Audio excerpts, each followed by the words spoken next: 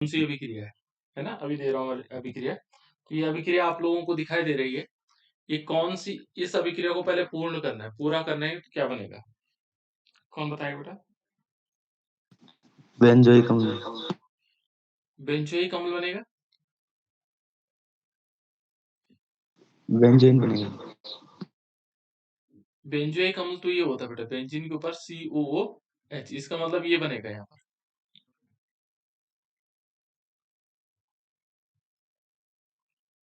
ये बनेगा।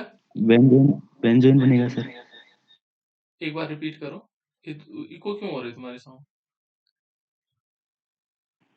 Sodium benzoate बन सोडियम बेंजोएट, एक आदल कह रही सोडियम बेंजोएट बनेगा क्या?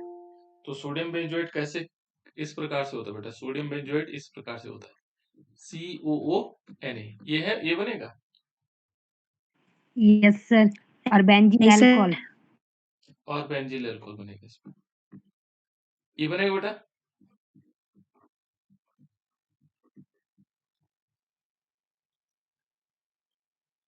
ये बनना चाहिए। सर बेंजोइन बनेगा। बेंजोइन बनेगा। क्या बनेगा? बेंजोइन। बेंजोइन का फॉर्मूला क्या होता है बेटा? सर बेंजीन रिंग हाँ COO हाँ CH हाँ। सर के ऊपर OH और सर बेंजीन रिंग। अच्छा, इसका मतलब ये वाला बनेगा, बेंजीन ये है और यहाँ पर, अच्छा ठीक है ठीक है, राहुल भी ये बोल रहा था, है ना? देखो CH और इस पर OH लगेगा और यहाँ पर बेंजीन रिंग ऐसे बनेगा, ये बनेगा। क्या ये सही है? काजल सही है बेटे? Yes sir. तो तुमने गलत क्यों बताया? इसका मतलब ये अभिक्रिया कौन सी है? बेंजोइन बेंजोइन संघनन। बिल्कुल, इसका ये बनेगा बेटा, इसमें बेंजोइन, है ना? ये क्या बनेगा? इसमें बेंजोइन बन जाएगा। और ये चार ऑप्शन आ गए हमारे पास, देखो ये चारों ऑप्शन आ गए। ये क्या, वियर विलेगर कीटोन ऑक्सीकरण है, एल्डोल कंडेंसेशन है, बॉब वाटर, तो लास्ट वाला ऑप्शन सही है ना? यहाँ पर दो चीजें हैं, एक तो हमें क्या करनी है, इस अभिक्रिया को पूरा करना है। इस अभिक्रिया को क्या करना था? पूरा करना था। निम्न अभिक्रिया को पूर्ण कीजिए और यह कौन सी अभिक्रिया है, इस अभिक्रिया का नाम भी बताना, ये कौन सी अभिक्रिया होगी, है ना? निम्न अभिक्रिया को पूर्ण कीजिए और यह कौन सी अभिक्रिया होगी। तो ये हमारे पास यहाँ पर बनेगा बेंजोइन। और देखो बेंजोइन बन रहा, और इस अभिक्रिया को यदि हम देखेंगे बेटा, बेंजल्डिहाइड के दो अणु, है ना, अल्कोहलिक KOH की उपस्थिति में बेंजोइन का निर्माण करते हैं, या एल्डिहाइड, यहाँ पर दूसरी अभिक्रिया होती है बेटा, देखो SCHO भी हो सकता है ना? और दूसरा भी क्या होगा? SCHO। इससे भी अभिक्रिया हो सकती है क्या? ऐसी अभिक्रिया हो सकती है बेटा? यस और नो? नहीं हो सकती, ठीक है ना? वो क्या हो जाएगा फिर? चलो ये ठीक हो गया। दूसरी अभिक्रिया वो हमारे पास, दूसरी अभिक्रिया मैं नाम नहीं बताऊंगा अभी, क्योंकि हम टेस्ट टाइप का एक प्रकार का जानना चाहे हैं। देखो बेटा, दूसरा क्वेश्चन हमारे पास, निम्न अभिक्रिया को पूर्ण कीजिए और ये कौन सी अभिक्रिया होगी। ये सारे उसी से रिएक्शन से संबंधित है। देखो ये कौन सी अभिक्रिया होगी बेटा, यहाँ पर हमारे पास CH3CO CH3 दे रखा है और CH3CO CH3 दे रखा है, फिर डैश डैश दे रखा है। एल्डोल संघनन। एल्डोल संघनन। क्या बनेगा यहाँ? Beta ester. बोलो फॉर्मूला बताओ। Beta hydroxy ketone. Beta hydroxy ketone बनेगा, ये फॉर्मूला बताओ। फॉर्मूला क्या होना चाहिए?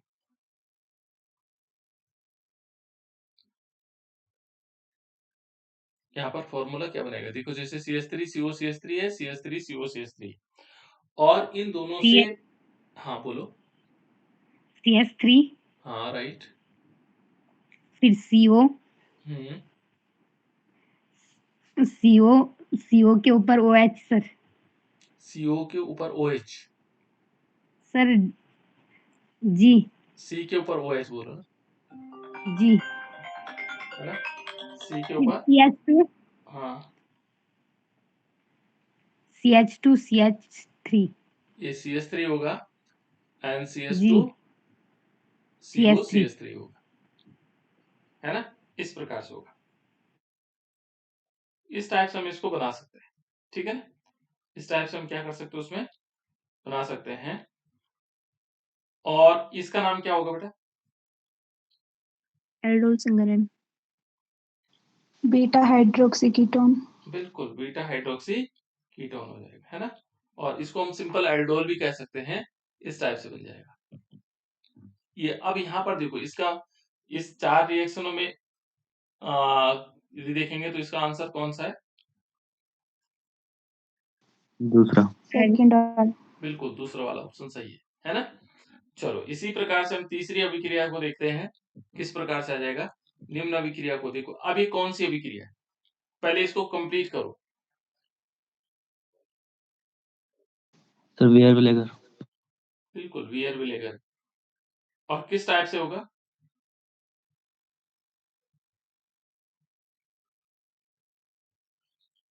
किस टाइप से हो सकता है बेटा? इसकी रिएक्शन आगे क्या हो सकती है? एथेनोइक अम्ल बनेगा सर। एथेनोइक अम्ल बनेगा। क्या बनेगा इसमें? एथेनोइक अम्ल बनेगा। फॉर्मूला बताओ। CH3COOH। CH3COOH। और साथ साथ में क्या आएगा? एक फिर से बनेगा सर वही मॉलिक्यूल CH3COOH। हाँ बिल्कुल, दो मॉलिक्यूल क्या बनेंगे? एसिटिक एसिड CH3COOH बनेंगे। दोनों मॉलिक्यूल क्या बन गए? दोनों मॉलिक्यूल बेंजोइक एसिड, ठीक है ना? ये दोनों मॉलिक्यूल क्या हो गए? बेंजोइक एसिड बन गए। अब देखो बेटा, इसको इस रिएक्शंस को क्या कहा जाएगा? ये रिएक्शंस कौन सी होगी? वेयर विलेगर। इसको बोलेंगे वियर विलेगर कीटोन का ऑक्सीकरण, ठीक है ना? वियर विलेगर कीटोन का ऑक्सीकरण। नेक्स्ट रिएक्शन देखो, नेक्स्ट कौन सी है? ये कौन सी है?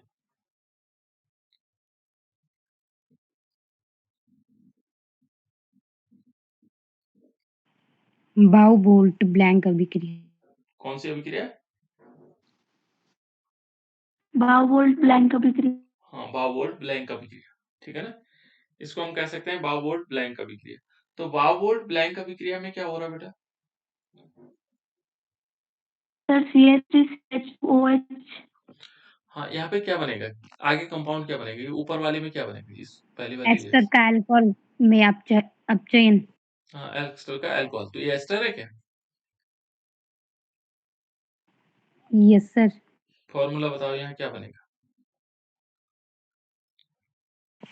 CH3 हम्म, CH2OH CH2OH बनेगा प्लस प्लस CH3 हम्म CH2OH। दो मॉलिक्यूल क्या बने? क्या नाम है इनका? एथेनॉल। एथेनॉल। बिल्कुल एथेनॉल है ना? अब दूसरा वाला देखो बेटा, ये दूसरा भी है यहाँ, इसने भी सेम रिएक्शन है। और क्या बनेगा? सर बेंजीन रिंग के ऊपर CH2OH। बिल्कुल, बेंजीन रिंग के ऊपर क्या होगा? CH2OH होगा। बेंजीन रिंग के ऊपर CH2OH। और आगे प्लस CH3CH2OH। CH3 CHOH।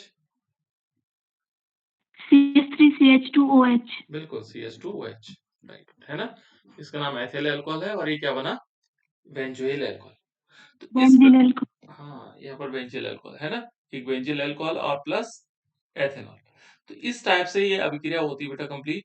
यहाँ पर हमें पूछा जाएगा क्या कौन सा कंपाउंड है। मैंने कोशिश की इनको इस प्रकार से बनाने की, ताकि आप लोग कुछ सीखे इससे कि मतलब कैसे कैसे क्वेश्चन आ सकते हैं, है ना? ये रिएक्शन दी हुई होगी और आगे आपके पास क्वेश्चन मार्क पूछा होगा। कभी कभी वो पूछ लेता है, इस टाइप से क्वेश्चन मार्क होगा। और फिर ऐसे पूछ सकता है कि ये अभिक्रिया कौन सी? तो ये अभिक्रिया कौन सी है हमारे पास? वावोल्ट ब्लैंक अभिक्रिया, ठीक है, राइट?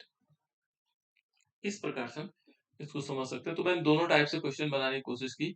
देखो बेटा, नेक्स्ट एक हमारे पास है, ये है निम्न अभिक्रिया को पूर्ण कीजिए। दो दो क्वेश्चन इसमें बन रहे हैं। देखो, पूर्ण करने के लिए एक पूर्ण करना है और एक अभिक्रिया कौन सी है।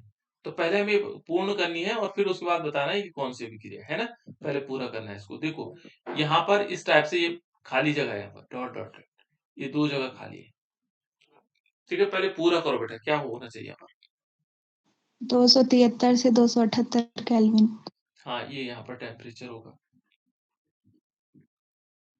ठीक है, और दूसरे वाले पे फ्लोरोबेंजीन। यहाँ पे नहीं सर, तीसरे वाले। तीसरे वाले पे फ्लोरोबेंजीन, और यहाँ पे क्या होगा बेटा। बेंजीन के ऊपर N2BF4। बिल्कुल, इस बेंजीन रिंग होगा और इस बेंजीन रिंग के ऊपर क्या होगा, N2+ और BF4 नेगेटिव। और यहाँ पर क्या होना चाहिए, फ्लोरोबेंजीन। बिल्कुल यहाँ पर बनेगा फ्लोरोबेंजीन। बेंजीन रिंग के ऊपर क्या होगा, फ्लोरीन होगा, तो ये फ्लोरोबेंजीन हो जाएगा। तो इस प्रकार से हम क्या कर सकते हैं बेटा, इसको लिख सकते हैं, है ना। यहाँ पर ये आ जाएगा।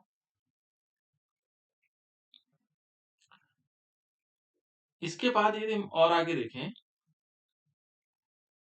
ये दोनों बन जाएगा, फ्लोरोबेंजीन बन जाएगा और साथ साथ में नाइट्रोजन और BF3, है ना। इस टाइप से निकलेंगे कंपाउंड। चलो, अब इस अभिक्रिया का नाम कौन सी अभिक्रिया है इनमें से। वल्जिस्कीमैन अभिक्रिया। गुड, ठीक है ना, इसको कहते हैं वल्जिस्कीमैन अभिक्रिया। बहुत सारे बच्चों ने बताया, गुड। ठीक है, तो इस प्रकार से आ सकते हो। नेक्स्ट है हमारे पास, निम्न अभिक्रिया को पूर्ण कीजिए। ठीक है ना, फिर क्वेश्चन मैंने उसी टाइप का बनाया हुआ है, और यह कौन सी अभिक्रिया होगी, तो उस अभिक्रिया का नाम भी बताना, कौन सी अभिक्रिया होगी, है ना। तो देखो बेटा, ये हमारे पास बना हुआ है, यहाँ पर क्या किया हुआ है, NaOH लिखा हुआ है, जबकि ये अभिक्रिया पहले जैसी भी हो सकती थी, है ना। तो बताओ यहाँ पर क्या होना चाहिए, सोडियम बेंजील ये यहाँ पर क्या बनना चाहिए, यहाँ 2 कंपाउंड है, एक जगह ये खाली छूटी हुई और दूसरी जगह ये खाली छूटी, 2 जगह खाली है। सर बेंजीन के ऊपर बेंजोइट। हाँ, sodium benzoate बेंजील alcohol. Sodium benzoin, कुछ ऐसा नाम भी आ रहा है ना। Sodium benzoate sir. Sodium benzoate बने। हाँ, सोडियम बेंजोइट। सोडियम बेंजोइट का फॉर्मूला क्या होता है बेटा, बेंजीन के ऊपर COONA। बिल्कुल ठीक है, काजल भी सही बता रहे थे, बेंजीन के ऊपर COON, ठीक है ना। और साथ साथ में क्या बनेगा, दूसरा कंपाउंड भी बनेगा, प्लस का बेंजील चिन्ह। अल्कोहल। बेंजीन के ऊपर CH2OH। बिल्कुल, बेंजीन रिंग के ऊपर क्या आएगा, CH2H। इस प्रकार से हम क्या बना लेंगे, ये देखो, ये रिएक्शन है बेटा, CH2H। देखो, रिएक्शन को याद करना बहुत कठिन काम होता है ना, तो यदि आपको याद हो रहा है तो बहुत अच्छी बात है ना। ये आ जाएगा बेटा। अब देखो, इसमें कौन सी अभिक्रिया है, कैनिजारो रिएक्शन। बिल्कुल ये कैनिजारो रिएक्शंस है, कैनिजारो अभिक्रिया है ना। यहाँ पर हमने बेंजोइडिहाइड लिया, लेकिन हम क्या ले सकते थे, फॉर्मल्डिहाइड भी ले सकते थे, ठीक है ना।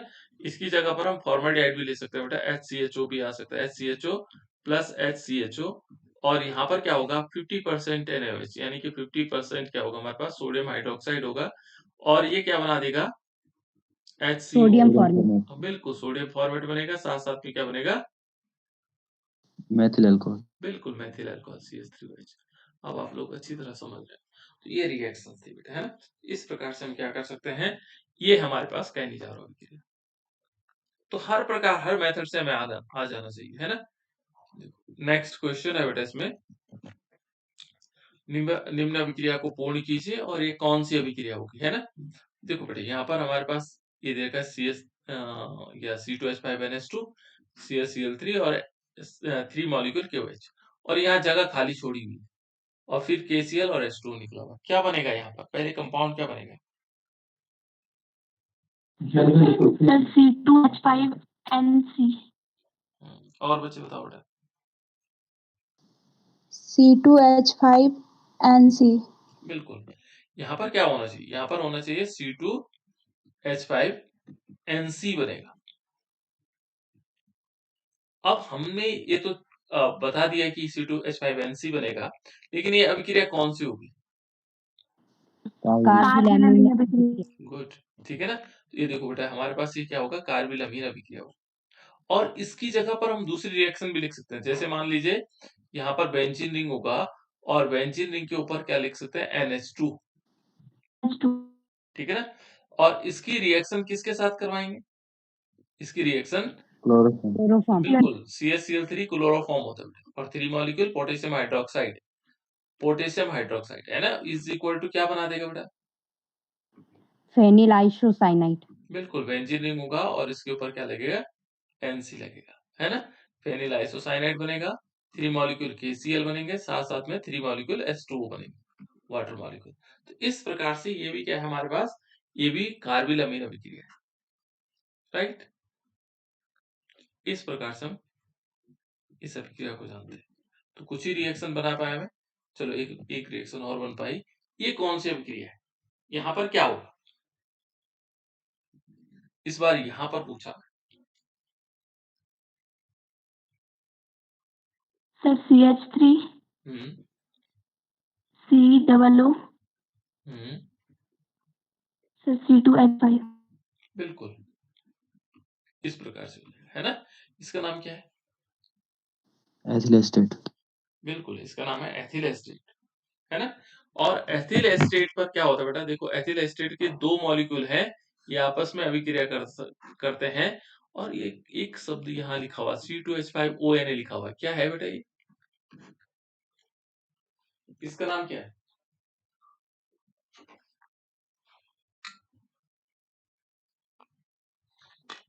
Sodium format. सोडियम फॉर्मेट नहीं बेटा,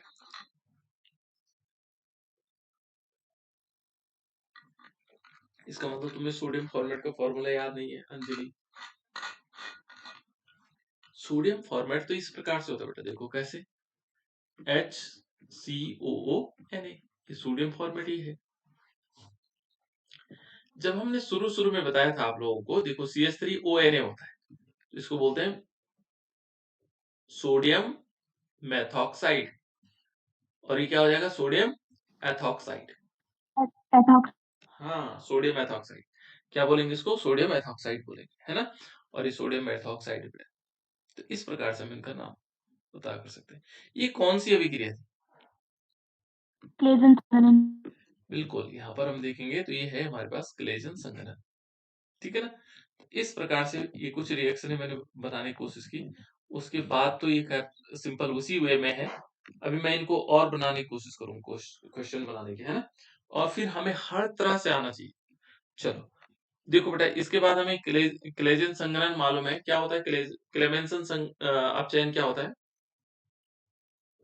जब एल्डिहाइड्स व कीटोन्स को जिंक अमलगम व सांद्र HCl के साथ अभिक्रित करते हैं तो वे अपने संगत हाइड्रोकार्बन्स में अपचयित हो जाते हैं। बिल्कुल अपने जैसे हाइड्रोकार्बन का निर्माण करते हैं, ठीक है ना। तो यदि हम क्या करेंगे, जो एल्डिहाइड और कीटोन्स होते हैं, है ना, इनको हम क्या करते हैं, किसकी उपस्थिति में करते हैं बेटा, देखो जिंक अमलगम, ठीक है ना। एल्डिहाइड और कीटोन है जिनको हम जिंक अमलगम की उपस्थिति और सांद्र HCl की अभिक्रिया करवाते हैं, तो हमें क्या होते हैं, अब माने वे अपने समान क्या करते हैं, अपने समान हाइड्रोकार्बन में अपचयित हो जाते हैं, जैसे वो हैं उसी प्रकार के हाइड्रोकार्बन्स बनाते हैं, ठीक है। और उसी प्रकार के हाइड्रोकार्बन्स बनाते हैं, और इसी को हम बोलते हैं बेटा क्लेमेंसन रिडक्शन, है ना, या अपचयन। अब इसमें एल्डिहाइड बताओ, कौन सा एल्डिहाइड है, CH3CHO। Sir acetaldehyde. बिल्कुल इसका नाम है एस्टरडाइड, गुड, क्या बोलेंगे इसको, एस्टरडाइड CH3CHO। और इस पर किसकी रिएक्शन करवाएंगे, 4H। बिल्कुल 4H, इन किसके प्रेजेंस में, जिंक अमलगम हाँ जिंक अमलगम का फॉर्मूला क्या होगा बेटा, और Hg। बिल्कुल ZnHg, जिंक होता है Zn और Hg हो गया पारा, तो इन दोनों का मिश्रण क्या हो जाएगा, जिंक अमलगम। और साथ साथ में यहाँ पे क्या होगा, कॉन्सेंट्रेट, ये जो सांद्र शब्द हमने यूज किया कॉन्सेंट्रेट, कौन भी कहते हैं इसको, HCl ले सकते हैं, कंसंट्रेट HCl। जैसे ही अभिक्रिया करेगा क्या बनाएगा, अपने संगत इथेन। हाइड्रोकार्बन, यानी कि क्या बनाएगा, सर एथेन CH3 बिल्कुल CH3 और इसका नाम क्या है, ये है एथेन, क्या बेटा, ये एथेन है, ठीक है ना, ये एथेन हो जाएगा। तो इस प्रकार से एथेन बन सकता है। दूसरा भी हाइड्रोकार्बन ले सकते हैं, कीटोन ले सकते हैं। कीटोन का फॉर्मूला बताओ। CH3COCH3 CH3COCH बिल्कुल, CH3COCH3। क्या नाम है बेटा इसका? एसीटोन ओवा कीटोन बिल्कुल बिल्कुल एसीटोन है ना। और यहाँ पर क्या लेंगे? यहाँ पर भी जिंक अमालगम लेंगे और कंसंट्रेट क्या लेंगे? Hydrochloric acid. किस चीज का फॉर्मेशन होगा? Propane sir ethyl benzene ethyl benzene. Propane का सर बिल्कुल CH3 CH2 सर CH3। हाँ प्रोपेन। और साथ साथ में H2 होगा। क्या होगा? इसका नाम बोलेंगे हम प्रोपेन। क्या बोलेंगे बेटा इसको? प्रोपेन बोलेंगे। ये प्रोपेन हमारे पास फॉर्मेशन। एक कीटोन और हो सकता है। जब हम बेंजीन रिंग के ऊपर, मान लीजिए हमारे पास बेंजीन रिंग है और बेंजीन रिंग के ऊपर COCH3 लगा दे, इसका नाम क्या है? एसिटोफिनॉल एसिटोफिनॉल बिल्कुल एसिटोफिनोन। इस पर भी क्या हम क्या कर सकते हैं? 4H की रिएक्शन करवा सकते हैं। यहाँ पर जिंक लेंगे और HH लेंगे, sodium zinc amalgam and concentrate hydrochloric acid, है ना। किस चीज का फॉर्मेशन होगा बेटा? एथिल बेंजीन बेंजीन के ऊपर CH2CH3 बिल्कुल राइट। यहाँ पर CH2 CH3 होगा। इसका नाम है बेटा एथिल बेंजीन और प्लस वाटर मॉलिक्यूल निकल जाएगा, है ना। इसका नाम है एथिल बेंजीन। तो इस टाइप से हम क्या कर सकते हैं? ये है क्लेमेंसन अपचयन। कौन सा है? क्लेमेंसन अपचयन। ठीक है ना। इसको हम क्लेमेंसन अपचयन कहते हैं। ये रिएक्शन है इसकी। ठीक है। अब नेक्स्ट देखो, नेक्स्ट हमारे पास क्या है? युग्मन अभिक्रिया। क्या होता है बेटा युग्मन अभिक्रिया? बेंजीन डाइएजोनियम लवण व फिनॉल फिनॉल एरोमेटिक अमीन्स एंजोरंजकों का निर्माण करता है। बिल्कुल। यहाँ पर क्या होगा? हमारे पास जो डाइजोनियम क्लोराइड है उसके साथ एरोमेटिक अमीन्स हुआ और साथ साथ में फिनॉल। देखो दो चीजें, डाइजोनियम जो लवण है या डाइजोनियम क्लोराइड है, इसके साथ एरोमेटिक अमीन्स व फिनॉल निम्न ताप पर क्रिया करके तीव्र रंग युक्त एजोरंजकों का निर्माण करते हैं। इसको हम युग्मन अभिक्रिया कहते हैं। तो यहाँ दो चीजें ध्यान रखनी बेटा, डाइजोनियम लवण किसके साथ? एरोमेटिक अमीन्स और फिनॉल के साथ अभिक्रिया करके रंग देते हैं या एजोडाइज देते हैं, तो उनको हम क्या बोलते हैं? युग्मन अभिक्रिया भी कहते हैं। क्या होगा बेटा बताओ, इसमें अभिक्रिया क्या होगा? सर बेंजीन रिंग के ऊपर N2+Cl-। हाँ ये बेंजीन रिंग होगा और इसके ऊपर N2+Cl-। क्या नाम है बेटा इसका? बेंजीन बेंजीन डाइएजोनियम बिल्कुल benzene diazonium chloride. Then reaction किसके साथ होगी? एरोमेटिक अमीन्स क्या प्लस होता है? फिनॉल बेंजीन के ऊपर OH तो एरोमेटिक अमीन्स बताना बेटा मुझे, फिनॉल नहीं बताना मुझे, एरोमेटिक अमीन्स के साथ करवानी। एनिलीन बिल्कुल एनिलीन सर हाँ बेंजीन रिंग के ऊपर क्या लेंगे? NH2 NH2 good. Benzene ring के ऊपर NH2। अब ये अभिक्रिया करेगा, है ना, निम्न ताप पर अभिक्रिया करेगा। किस प्रकार से बनाएगा कंपाउंड? 273 से 278 केल्विन। बिल्कुल 273 से 278 केल्विन, यानी कि बहुत कम। देखो कम ताप है, 0 से 5 डिग्री है सेल्सियस। सेल्सियस में देखेंगे तो क्या बनेगा ये आप कंपाउंड बताओ? Para amino azobenzene. Para amino azo benzene. Benzene हाँ यहाँ पर क्या होगा? Amino group para amino azo benzene. यहाँ पर बेंजीन रिंग से लगा होगा, यहाँ NH2 लगा होगा। ऐसे ऐसे बनेगा ना, इसी यस प्रकार सर से बनेगा। और साथ साथ में इसमें क्या होगा? Yes sir. Hydrochloric acid. इसका नाम क्या है? Para amino amino azobenzene. Amino azobenzene azo benzene. कैसा कलर होता है बेटा इसका? Sir yellow. ये वाला येलो कलर, ठीक है ना, येलो कलर। दूसरा है देखो, अब हम डाइजोनियम क्लोराइड है और उसके साथ अब फिनॉल की अभिक्रिया करवाना चाहते हैं। किसकी अभिक्रिया करवाना चाहते हैं? फिनॉल। तो फिनॉल क्या होता है बेटा? बेंजीन रिंग के ऊपर OH। बिल्कुल N2+ हो जाएगा, Cl- होगा और बेंजीन रिंग के ऊपर क्या होगा? OH होगा। OH होता है ये इस प्रकार से। और ये वही कंडीशन होगी 273 टू 278 केल्विन, है ना, 278 केल्विन। किस चीज का फॉर्मेशन होगा? Para hydroxy azobenzene. बिल्कुल, पैरा हाइड्रोक्सी एजोबेंजीन, बेंजीनिंग होगा एन डबल बॉन्ड एन, और यहाँ पर क्या होगा, इस टाइप से बेंजीनिंग होगा और यहाँ पर होगा OH ग्रुप, और इसको बोलते हैं बेटा para hydroxy azobenzene, para hydroxy azobenzene. इस प्रकार से बन जाएगा। इसका कलर कैसे होता है? ऑरेंज। ऑरेंज कलर, ठीक है ना, ये ऑरेंज। इस प्रकार से हमारे पास ये हो जाएगा। तो ये है बेटा युग्मन अभिक्रिया। युग्म एक क्या बनाते हैं इन्होंने, युग्मन अभिक्रिया कह सकते हैं इसको। तो ये हमारे पास युग्मन अभिक्रिया के दोनों उदाहरण थे, ठीक है ना, ये इस प्रकार से हो गया है ना। नेक्स्ट ये देखें बेटा, इसके बाद ये है डायएजोनीकरण। क्या होता है डायएजोनीकरण?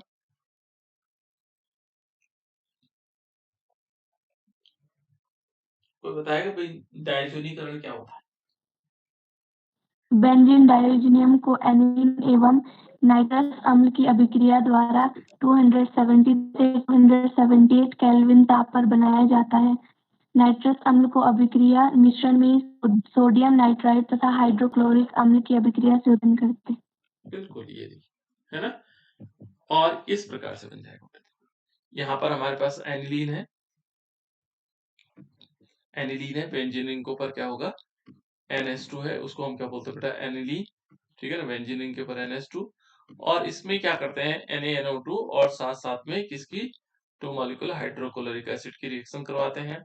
टेम्परेचर क्या होता है 273 केल्विन से लेकर के 278 केल्विन तक।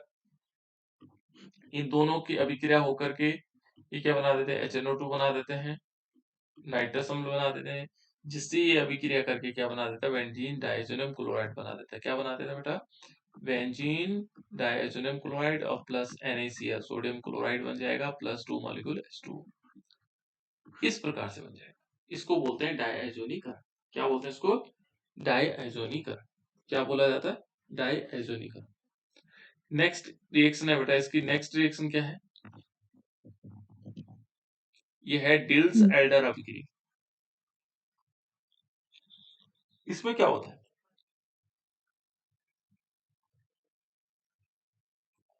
कोई बताएगा इसमें क्या होता है? इस अभिक्रिया में अल्फा बीटा असंतृप्त यौगिकों और संयुग्मी डाइन्स के बीच अभिक्रिया होती है, जिसके फलस्वरूप यौगिक होते हैं। बिल्कुल, गुड। यहाँ पर क्या होगा बेटा, देखो दो चीजें हैं, एक तो है अल्फा बीटा असंतृप्त कार्बोनिल यौगिक, और दूसरा है संयुग्मी डाइन्स, ठीक है ना, इनके मध्य अभिक्रिया होती है, और अभिक्रिया होने से हमें क्या होता है, एक योगात्मक यौगिक प्राप्त होता है, इसको बोलते हैं डिल्स एल्डर अभिक्रिया। तो यहाँ पर ये देख लीजिए, कार्बोनिल कंपाउंड ये है, अल्फा बीटा वाला, ये कार्बोनिल कंपाउंड है, ये डाइन्स है, ये दोनों अभिक्रिया करके ये कंपाउंड बना देते हैं, और इसी को बोलते हैं बेटा डिल्स एल्डर अभिक्रिया, डिल्स एल्डर अभिक्रिया है ना, ये डिल्स एल्डर अभिक्रिया, ठीक, इसमें दो चीजों का योगात्मक यौगिक बना देते हैं। इटार्ड अभिक्रिया क्या है बेटा, इटार्ड,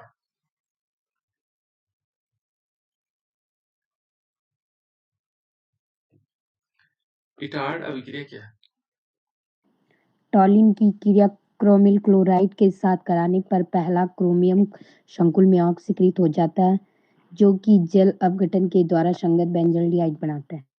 बिल्कुल ठीक है। देखो बेटा यहाँ पर क्या होगा, टॉलिन होगा, और क्रोमिल क्लोराइड के द्वारा वो क्या होता है, ऑक्सीकृत होकर के एक योगात्मक यौगिक बना देता है, ठीक है ना, और फिर वो दोबारा क्या होता है, उसका जल अपघटन होता है, और फिर बेंजोडाइड प्राप्त होता है। देखो ये अभिक्रिया, मान लीजिए हमारे पास ये टॉलिन है, टॉलिन क्या होता है, टॉलिन ध्यान रखना, टॉलिन हमेशा बेंजीन रिंग के ऊपर CH देते, और जब हम इस पर क्रोमिल क्लोराइड की रिएक्शन करा, CrO2Cl2, ये है बेटा क्रोमिल क्लोराइड का फॉर्मूला, और यहाँ पर क्या होगा, CH2 कार्बन डाइसल्फाइड की उपस्थिति में होगा, और एक कंपाउंड क्या बन जाता है, योगात्मक यौगिक बन जाता है, फिर हम जल अपघटन करके क्या बना लेते हैं, एल्डिहाइड्स इसको प्राप्त कर लेते हैं, यानी कि बेंजल्डिहाइड प्राप्त होता है, बेंजीन रिंग के ऊपर CH। पहले बीच में ही क्या बनेगा, योगात्मक युग्म। फिर क्या करवाते हैं इसका जल अपघटन, यानी कि H2O के साथ रिएक्शन करवाएंगे, है ना। और फिर हमारे पास क्या बन जाएगा, लास्ट में बेंजल्डिहाइड प्राप्त हो जाएगा, एक एल्डिहाइड प्राप्त होगा। और कौन सा एल्डिहाइड, एरोमेटिक एल्डिहाइड, इसको क्या बोलते हैं, एरोमेटिक एल्डिहाइड। नेक्स्ट यदि हम और अभिक्रिया देखेंगे बेटा, तो ये कौन सी है, एस्टरीकरण। क्या होता है एस्टरीकरण, कार्बोक्सिलिक अम्लों को अल्कोहल के साथ सांद्र या सूक्ष्म गैस की उपस्थिति में गर्म किया जाता है तो एस्टर बनाता है। बिल्कुल, बहुत बढ़िया। और कोई बच्चा, कोई बता सकते हो,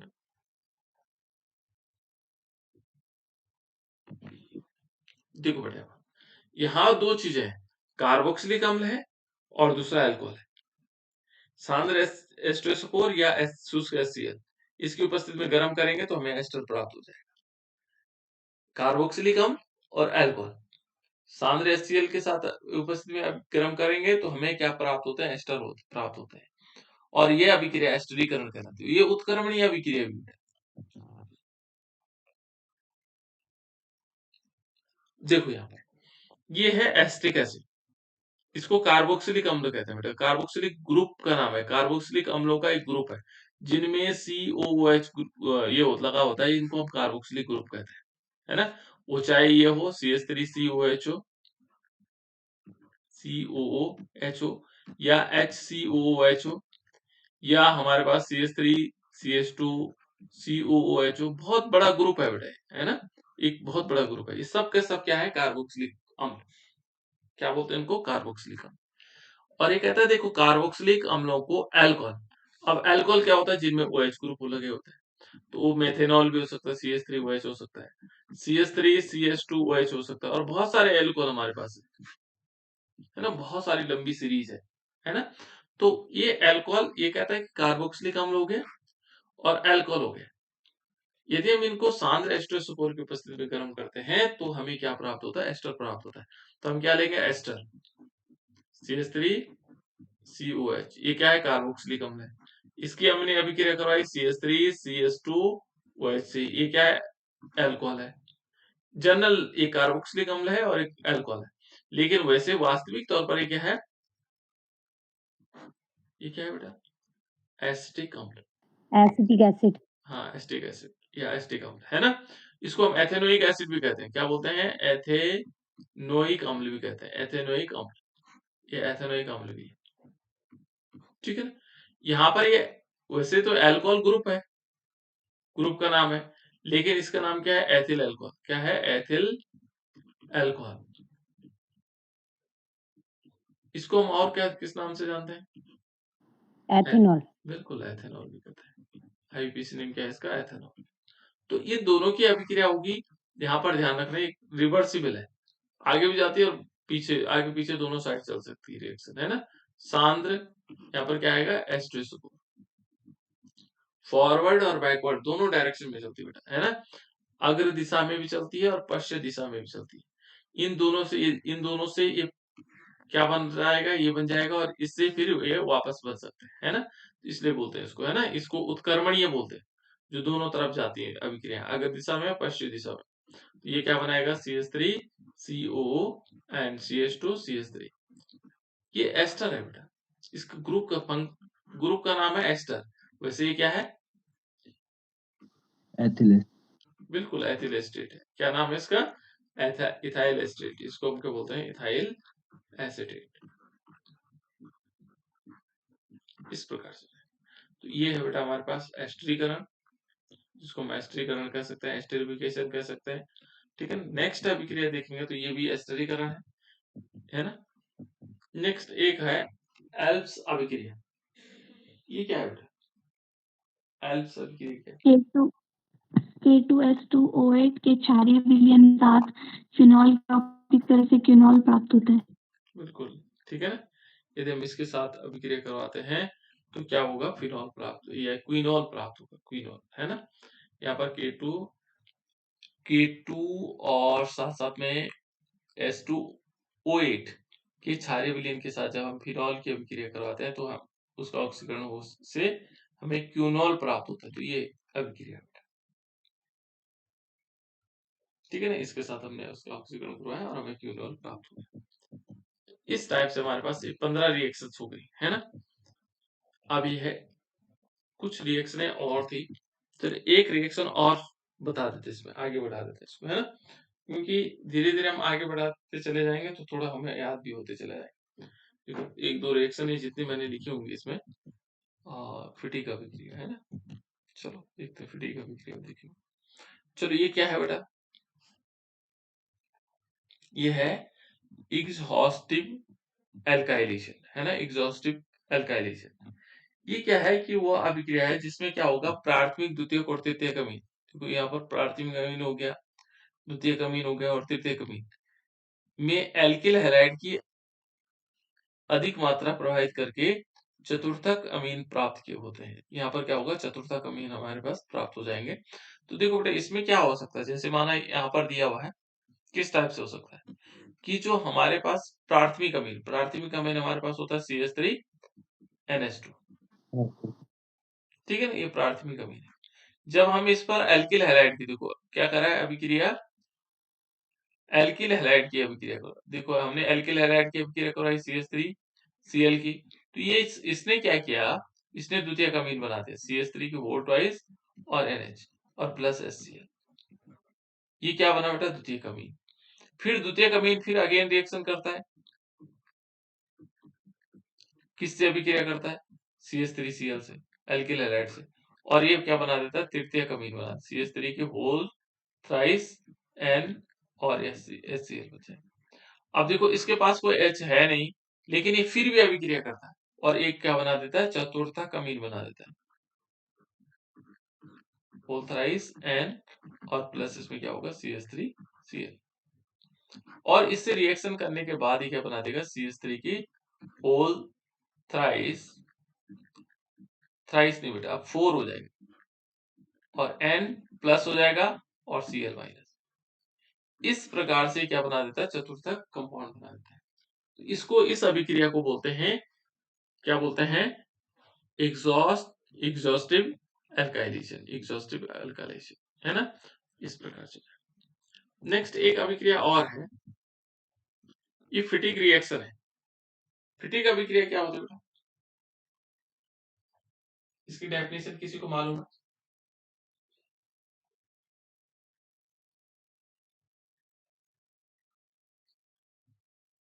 इसकी रिएक्शन मालूम है किसी को? सर क्लोरोबेंजीन की अभिक्रिया सोडियम के साथ शुष्क ईथर की उपस्थिति में कराने पर हमें डाइफेनिल प्राप्त होता है। बिल्कुल, यहाँ पर क्या होगा, एरोमेटिक हैलाइड्स, है ना, कि जब हम क्या करते हैं बेटा, सोडियम के साथ शुष्क ईथर की उपस्थिति में अभिक्रिया करवाते हैं तो हमें क्या होगा, डाइफेनिल या बाइफेनिल प्राप्त होता है, उस अभिक्रिया को हम बोलते हैं फिटिक अभिक्रिया। तो देखो यहाँ पर क्या है, जो बेंजीन रिंग है, बेंजीन रिंग के ऊपर Cl है, क्लोरीन है, तो इसको हम बोलते हैं एरोमेटिक हैलाइड्स, है ना, एरोमेटिक हैलाइड्स की अभिक्रिया जब हम क्या करते हैं सोडियम के साथ और शुष्क ईथर की उपस्थिति में करवाते हैं तो हमें क्या होगा, डाइफेनिल या बाइफेनिल प्राप्त होता है। इसको डाइफेनिल भी कह सकते हैं, ठीक है ना, बाइफेनिल भी कह सकते हैं। तो यहाँ पर देखो ये 2Na ले लेंगे और यहाँ पर क्या आएगा, बेंजीन रिंग होगा और इस बेंजीन रिंग के ऊपर भी Cl है, तो 2 मॉलिक्यूल NaCl निकल जाते हैं। देखो एक Cl हो गया, एक Cl हो गया और 2 NaCl हो गया, और ये दोनों ग्रुप एक साथ जुड़ जाते हैं बेंजीन रिंग के साथ इस प्रकार से। यहाँ पर बेंजीन रिंग इस टाइप से आएगा और ये इस टाइप से, इसको ये क्या बोलेंगे, इसको डाइफेनिल कहा जाएगा, क्या बोलेंगे इसको, डाइफेनिल, ठीक है ना, और प्लस क्या होगा, 2 मॉलिक्यूल NaCl। इस प्रकार से ये जो अभिक्रिया होगी फिटिक अभिक्रिया कहलाएगी, क्या कहलाएगी, फिटिक अभिक्रिया। इस रिएक्शन के मैं वो भेज दूंगा, वैसे मैंने भेजे हुए हैं आप लोगों को, है ना, ये फिटिक अभिक्रिया। एक और है बेटा, फिंकलस्टीन अभिक्रिया। फिंकलस्टाइन अभिक्रिया क्या होती है, फिंकलस्टाइन अभिक्रिया,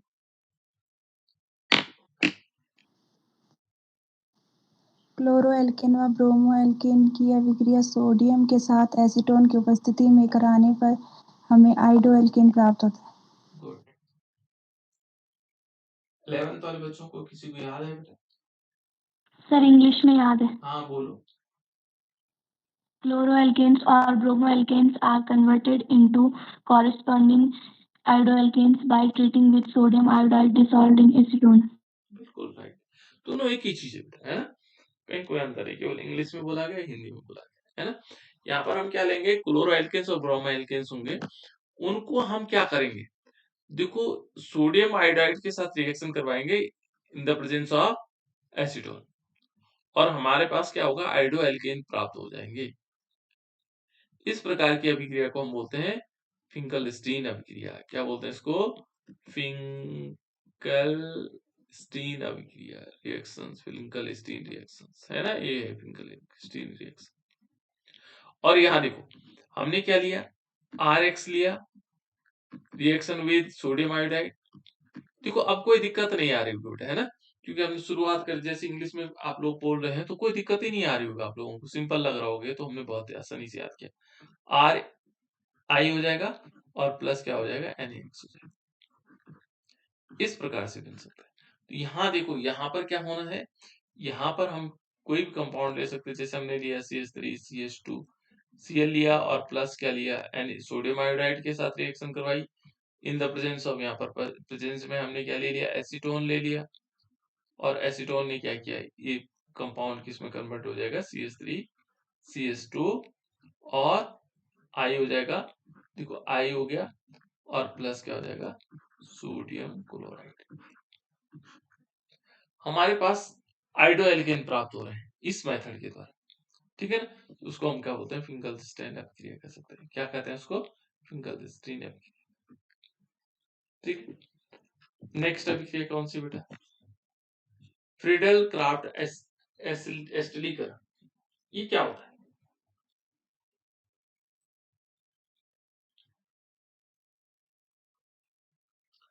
किसी को डेफिनेशन याद है इसकी?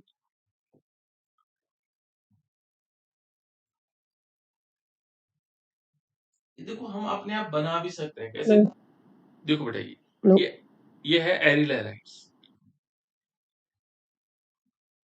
एरिल हैलाइड की अभिक्रिया, देखो इसका नाम क्या है, इसको बोलते हैं एस्टिल क्लोराइड, है ना, या एथेनोइल क्लोराइड।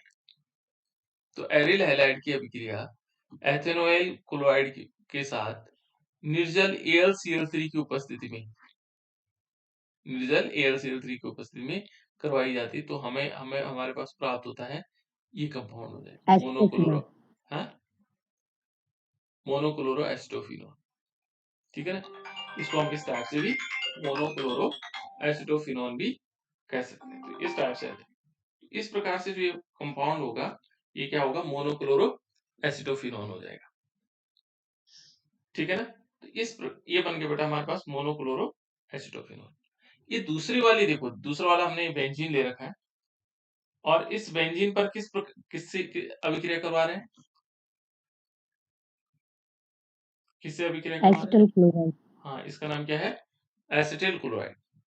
जब हम एसिटिल क्लोराइड के साथ अभिक्रिया करवाएंगे तो क्या बनेगा, एसिटोफिनोल, इसको बोलते हैं एसिटोफिनोल, ठीक है ना, ये एसिटोफिनोल बन जाए।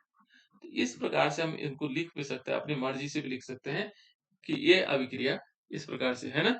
तो हम अपनी मर्जी से भी इसकी वो बना सकते हैं, क्या डेफिनेशन बना सकते हैं, क्लियर। नेक्स्ट रिएक्शन है बेटा इसमें, देखो एल्कलीकरण, इसमें भी सिंपल है ना, यहाँ पर फ्रीडल क्राफ्ट एल्काइलेशन है, और इसमें क्या होगा कि एरिल हैलाइड्स को जब हम क्या करते हैं, एल्किल हैलाइड के साथ निर्जल Cl3 की उपस्थिति में अभिक्रिया करवाते हैं, तो हमें हमारे पास क्या हो जाता है, जो यौगिक प्राप्त होते हैं उनको हम क्या बोलते हैं, यहाँ पर ये जैसे मोनो या टॉल्यूइन भी कह सकते हैं, ऑर्थोक्लोरो टॉल्यूइन भी कह सकते हैं इसको, है ना, पैराक्लोरोटॉल्यूइन भी कह सकते हैं, जैसे टॉल्यूइन प्राप्त होते हैं। तो इस प्रकार की अभिक्रिया को हम क्या कहते हैं, फ्रीडल क्राफ्ट एल्काइलेशन कहते हैं।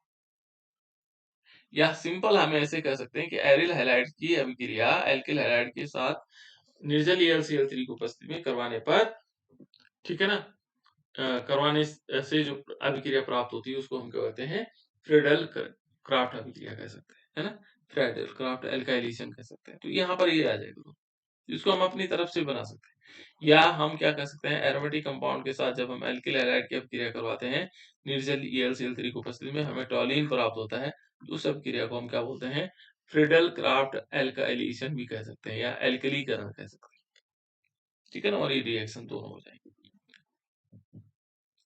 एक और अभिक्रिया देखो, फ्रीज पुनर्विन्यास।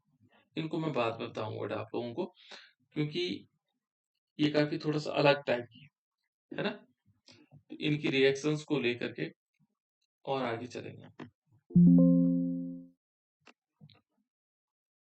ये तो हो गया हमारे पास कौन सी जो अलग अलग प्रकार की अभिक्रियाएं, ठीक है, नेम रिएक्शंस है।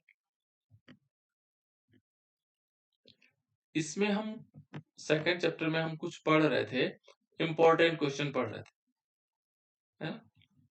देखो बेटा, इनके अभी छोटे क्वेश्चन भी बनने, बहुत मेहनत का काम है, क्योंकि इससे छोटे क्वेश्चन भी बनने, है ना। उन छोटे क्वेश्चनों पर हमने बात करनी है कि जो छोटे छोटे क्वेश्चन बनेंगे उन पर हम बात करेंगे, अलग अलग टाइप की, है ना। किस टाइप के हो सकते हो जो इससे छोटे क्वेश्चन बनेंगे।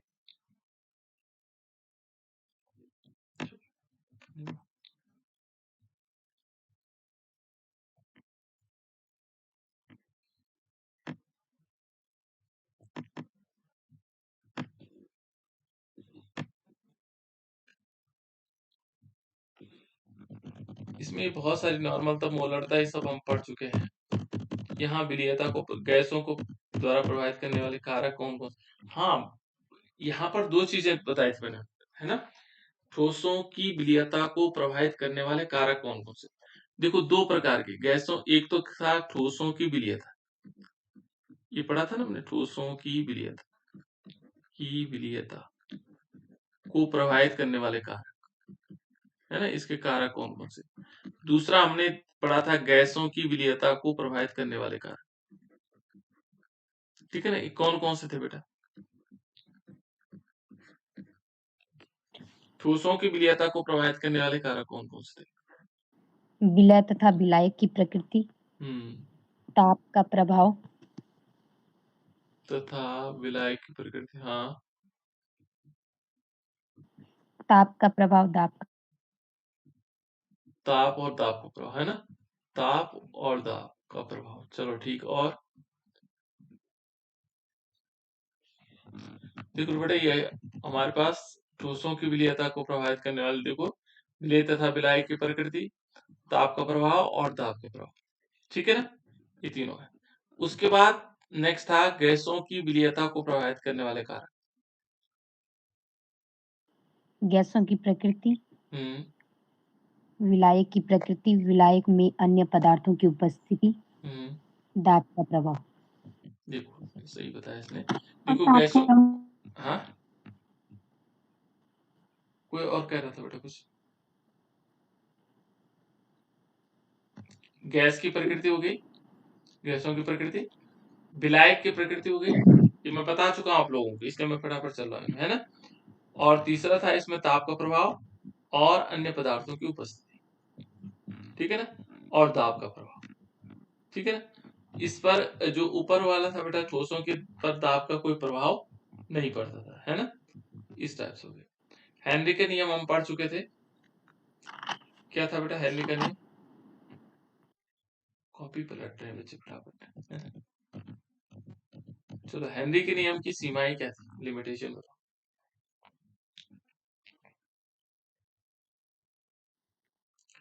इसकी लिमिटेशन क्या थी, इसकी सीमाएं क्या थी। हेनरी का नियम किन चीजों पर लागू होता है। यह नियम केवल आदर्श गैसों के लिए मान्य है, लेकिन इसका उपयोग कम दाब पर वास्तविक गैसों के लिए भी किया जाता है, क्योंकि कम दाब पर वास्तविक गैस आदर्श गैस की भांति व्यवहार करते हैं। बिल्कुल, यहाँ पर देखो, है ना, हेनरी के नियम की जो सीमाएं हैं, लिमिटेशन, ये कहां पर काम करेगा और कितने तक काम करेगा, है ना। केवल आदर्श गैसों के लिए मान्य, किसके लिए मान्य है बेटा, आदर्श गैसों के लिए मान्य है। लेकिन इसका उपयोग हम कब करते हैं? वास्तविक गैसों के लिए भी करते हैं, लेकिन कब करते हैं? जब दाब कम हो। और दाब कम पर क्या माना जाता है कि जो वास्तविक गैसें होती हैं वो आदर्श गैसों की भांति व्यवहार करती हैं। ठीक है ना? यहां पर ही आ जाएगा। दूसरा कहां पर काम करते हैं? ये केवल उन गैसों पर लागू होती हैं जो विलायक से रासायनिक अभिक्रिया नहीं करती। ये नियम किस पर लागू होगा? जहां पर क्या होगा? विलायक से रासायनिक अभिक्रिया नहीं करता है। कोई मान लीजिए कोई गैस है और वो विलायक से अभिक्रिया नहीं कर रही, तो वहां पर भी क्या नहीं होगा? देखो, उन गैसों पर लागू होता है जहां पर क्या होगा? विलायक रासायनिक अभिक्रिया नहीं करता है। माने गैस से अभिक्रिया करेगा तो नहीं लागू होगा। ठीक है ना? लेकिन यदि वो रासायनिक, देखो रासायनिक अभिक्रिया नहीं करना चाहिए उसको, ठीक है ना? तब लागू होगा। ठीक है ना? जैसे कह रहा है कि गैस में विलयन का रासायनिक परिवर्तन प्रदर्शित करता है और उन उन गैसों पर यह नियम लागू नहीं किया जा सकता है। जैसे देखा होगा अमोनिया की अभिक्रिया यदि हम क्या कर देंगे, अमोनिया जल से अभिक्रिया कर देता है, अमोनियम हाइड्रोक्साइड बनाता है, तो इस पर लागू नहीं होगा। ठीक है ना? क्योंकि वो अभिक्रिया कर रहा है, यदि नहीं करता तो लागू हो जाता। ठीक है, और क्या था बेटा? यह नियम केवल उन गैसों पर लागू होगा जो जल या अन्य किसी द्रव में घुलकर आयनों में विघटित नहीं होते हैं। विघटित नहीं होंगे तो तब समझ लेना कि वहां पर लागू हो। विघटित हो जाएंगे तो तब लागू नहीं होगा। विघटित यदि क्या नहीं होंगे तो तब लागू होगा, और विघटित हो गए तो तब लागू नहीं होगा। ठीक है ना? जैसे HCl है तो HCl क्या हो जाता है? दो भागों आयनों में विघटित हो जाता है, तो इस पर क्या होगा? हेनरी का नियम लागू नहीं होगा। ये लिमिटेशन है। और उसका अनुप्रयोग क्या था? इसका हेनरी के नियम का अनुप्रयोग क्या था?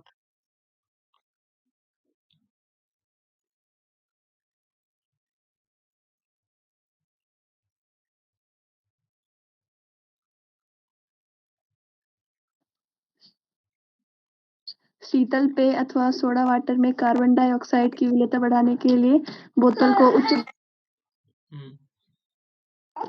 को उच्च दाब पर बंद किया जाता है। अच्छा, तो दिव्या बोल रही है। चलो ठीक है ना? यहाँ पर क्या होता है बेटा? जो शीतल पेय पदार्थ होते हैं हमारे पास, है ना, कोल्ड ड्रिंक्स होते हैं और सोडा वाटर है, ठीक है ना? इन दोनों में क्या होगा?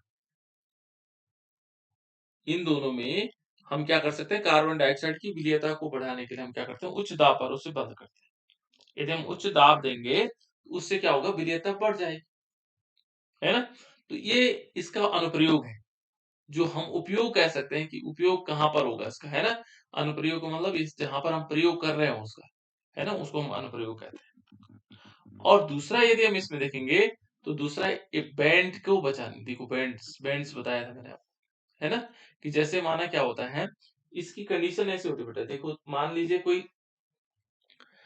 गोताखोर है। गोताखोर तो आप लोग जानते हैं, है ना, जो क्या करते हैं? पानी में तैरते हैं, उनको हम गोताखोर बोलते हैं, है ना। मान लीजिए समुद्र में जा रहा है। समुद्र क्या होते हैं? बहुत गहरे होते हैं। ठीक है ना? समुद्र क्या होते हैं बेटा? गहरे होते हैं। देखो यहाँ पर ये समुद्र है। मान लीजिए यहाँ पर गोताखोर जा रहा है, बहुत ऊंचा, इसके ऊपर बहुत सारा पानी है।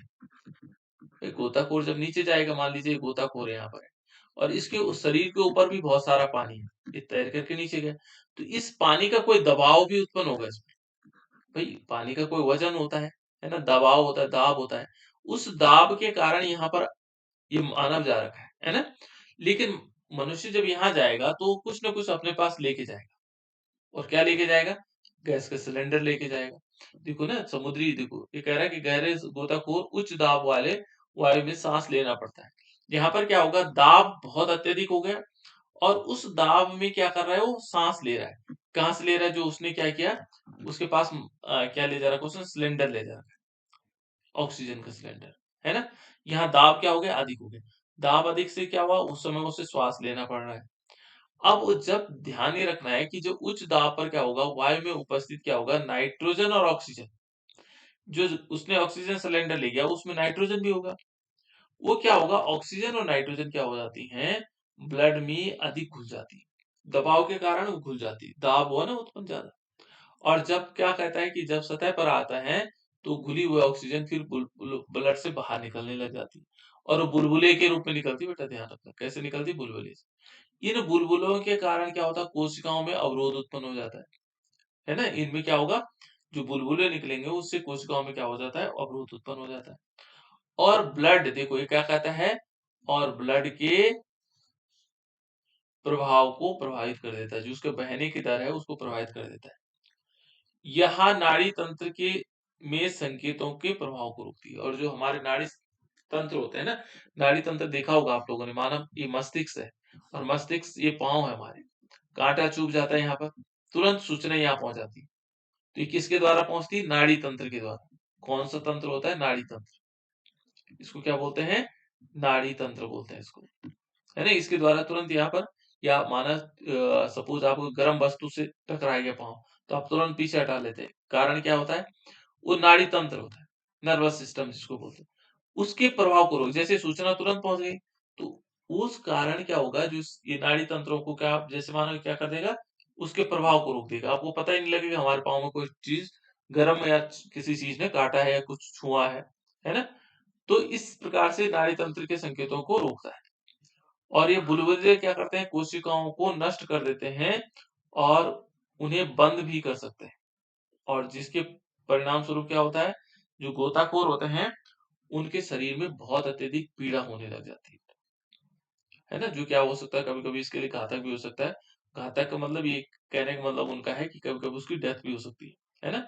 और इस अवस्था को बोलते हैं बैंड्स, जो दर्द वाली अवस्था है ना?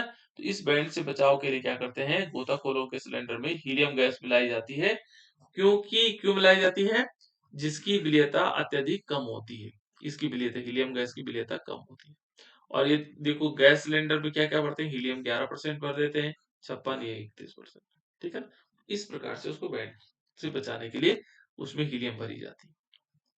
और एक अनुप्रयोग और है बेटा इसका, और वो अनुप्रयोग है अधिक ऊंचाई वाले स्थानों पर ऑक्सीजन का दाब कम होता है और इसकी सांद्रता कम हो जाती है और उससे क्या हो जाता है? उनको सांस लेने में दिक्कत आती है। जो यदि पर्वतारोही है उनको सांस लेने में दिक्कत आ जाती है, उनकी शरीर में कमजोरी हो जाती है। और जो बहुत ऊंचाई पर रहते हैं उनकी सोचने की क्षमता भी कम होती है। और उसका कारण क्या है? उनके मस्तिष्क में प्रॉपर ऑक्सीजन नहीं मिल पाता उनको, है ना? और इन लक्षणों को क्या कहते हैं? एनॉक्सिया कहते हैं। ये एनॉक्सिया है। तो ये है बेटा हमारे